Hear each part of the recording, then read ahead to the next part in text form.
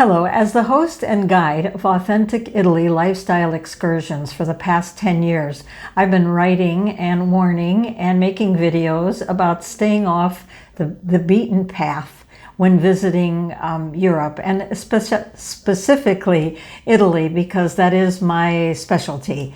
But the mass tourism has overcome what we call magnet cities in Italy, to the point where populations are almost revolting over too much tourism.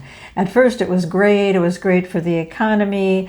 Italy has always been very, very gracious as far as sharing their monuments and their country, their food, their culture with all visitors from all countries. But it's come to the point now where the tourism has been so overextended in 2023 and 2024, and I think it's a lot of pent-up demand for travel because of not being able to do so for a couple of years. But the wave of tourists that are coming are expecting to be accommodated in cities that were never built for huge crowds, for millions of people going through. So now what has happened is the residents are complaining. They're complaining to their governments. The cost of living for the people living in these cities has risen. The cost of home buying is up by 68%. It's become a little bit ugly. Even in Barcelona, Spain, this summer, tourists have been squirting water with squirt guns on the, not the tourists, the residents, on the tourists, and making them very, very uncomfortable because their city, especially Barcelona, has been overrun. The same thing with Venice, the same thing with Rome. Even Naples has been overrun. I took a group there in the spring of this year, and I could see over the years how the tourism has been building. This year was absolutely the worst for trying to move about, and the costs that were continuing to rise.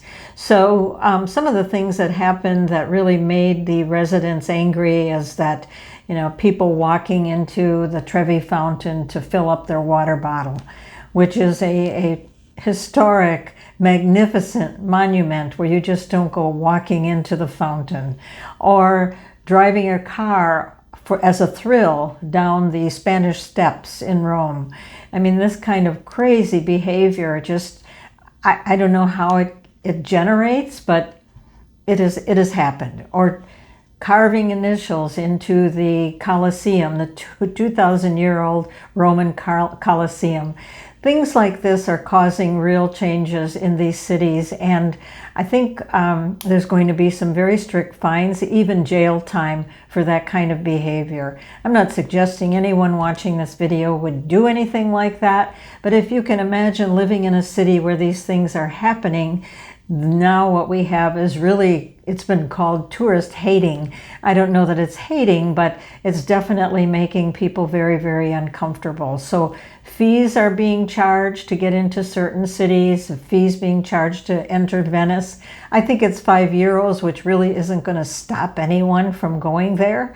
But the cities are collecting monies in order to maintain the city and to keep it clean.